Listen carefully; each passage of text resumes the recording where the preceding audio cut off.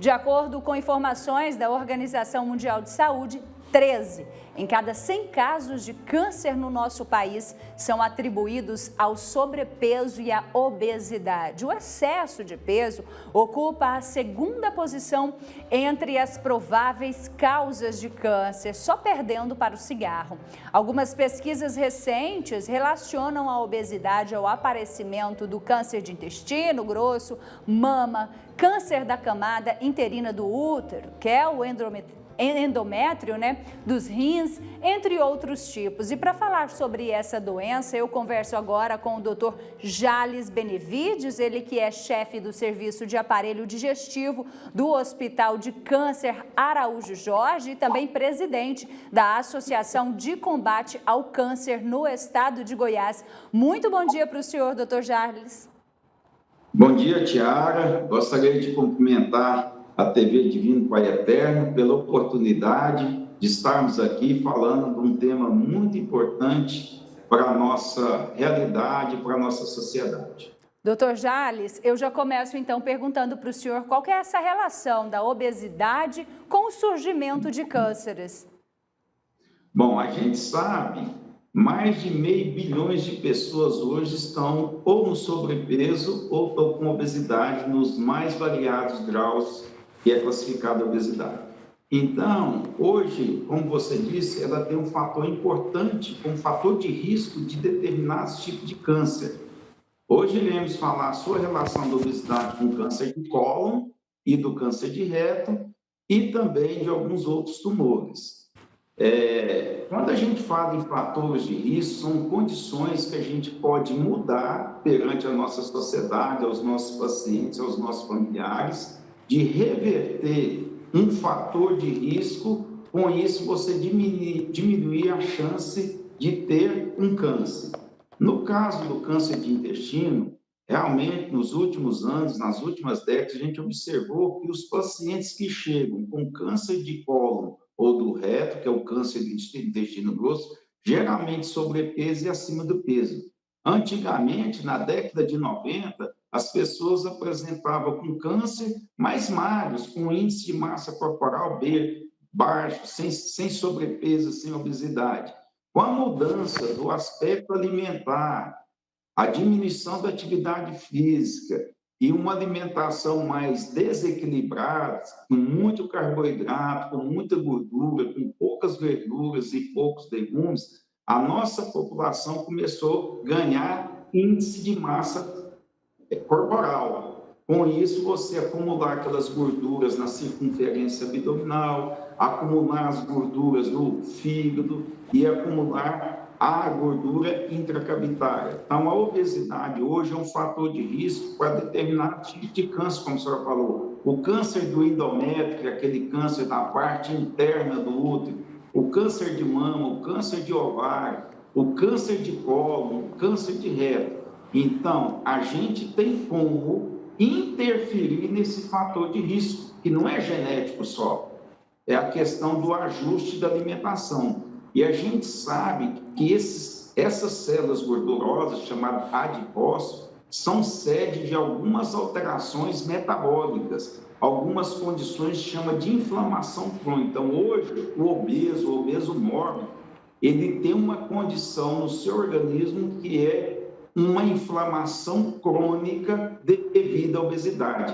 E essa inflamação crônica ela é capaz de promover alterações metabólicas, alterações hormonais no corpo que propiciam a formação do câncer. Então, hoje está relacionado na carcinogênese também. Por isso que é importante hoje a gente ter uma boa atividade física, ter uma alimentação balanceada, evitar essa gordura animal em excesso, evitar os embutidos dilatados. Com isso, você tem condições de redução de chance de ter um câncer de cólon. Dr. Jales, e quais os sintomas mais comuns dos cânceres potencializados pela obesidade?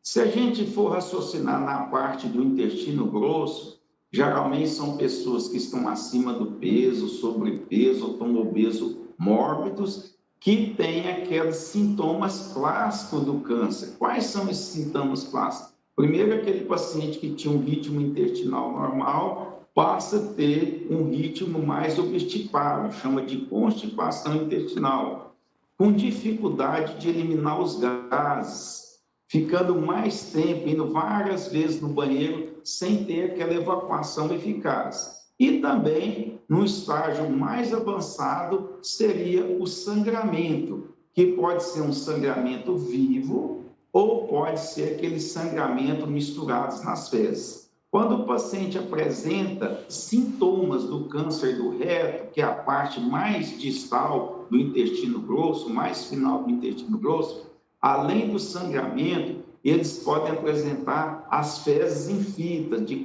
calibre alterado, de calibre fino, e várias tentativas de evacuação sem eficiência. Então, esses seriam os sintomas mais comuns do paciente que tem a obesidade e também tem sintomas da neoplasia de câncer, dos sintomas do câncer do intestino. Entendi. Doutor Jales, e prevenindo, então, a obesidade, a pessoa acaba prevenindo o câncer de alguma forma?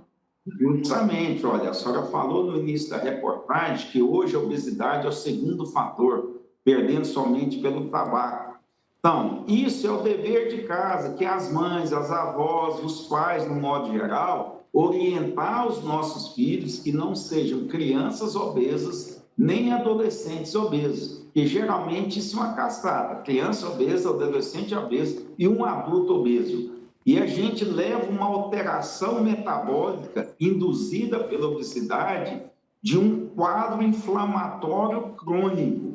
E esse quadro inflamatório crônico vão desencadear reações químicas, bioquímicas, hormonais nas nossas células e induzindo e propiciando a formação do câncer. Então, prevenir é o principal. E quando a gente fala em prevenção, a gente fala naquela prevenção primária. São orientações que a população deve receber dos pais, dos avós, dos médicos, para que não seja obesa, para não ter problemas futuros, não só de câncer, diabetes, hipertensão, doenças metabólicas. Além da hipertensão, o diabetes hoje também tem uma incidência muito alta. E a atividade física é uma forma de você segurar isso. Então, uma pessoa que tem uma boa alimentação e faz uma atividade regular, diária, dificilmente ela vai ser obesa. Porque a atividade física, ela consome a gordura. Ela consome, você faz um estado de catabolismo muito grande, evitando que seja um obeso mórbido ou um grau de obesidade leve. Então, prevenir a obesidade, você está prevenindo câncer de mama, câncer do rim, câncer do útero, câncer de colo, câncer de reto e até mesmo, Tiara, o câncer gástrico proximal. Tem determinados tipos de câncer de estômago que está relacionado ao refluxo, está relacionado à obesidade. São os tumores mais proximais do estômago. Doutor Jales, alguns cânceres são totalmente curáveis. O que difere um tipo de outro? Olha, o câncer curável, ele não está muito, Tiago, relacionado com o tipo do câncer.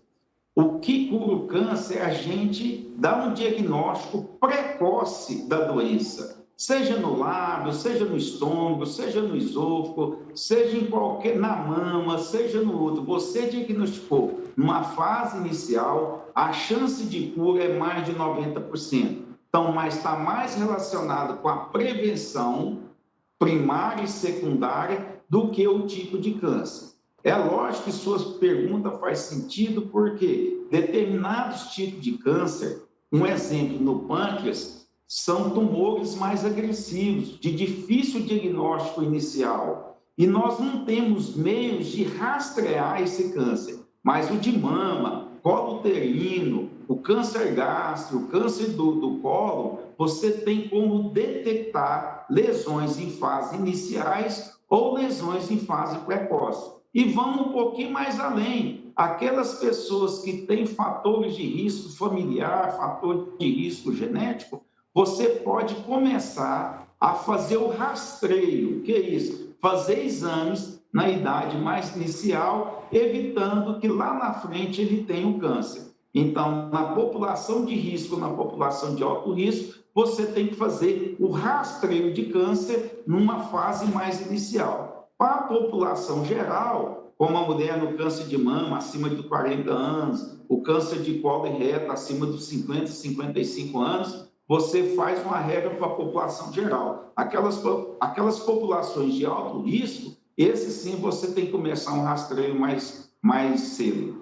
Tá certo, doutor Jales, muito obrigada pela sua participação, por tantos esclarecimentos aqui nessa manhã de quinta-feira. Obrigada. Nada, Tiago, nós estamos aqui para agradecer a oportunidade. A Associação de Combate ao Câncer tem esse dever de informar a nossa população e vocês, repórteres, jornalistas, têm esse dever de multiplicar esse tipo de atitude, esse tipo de entrevista, para que nossa população tenha esse acesso à informação de pessoas e profissionais habilitados para orientá-los. Muito obrigada, doutor Jales. E só reforçando que a TV Pai Eterno encontra-se de portas abertas para o senhor, para a equipe do senhor, quando precisar informar a população. Até mais, viu? Até mais. Muito obrigado.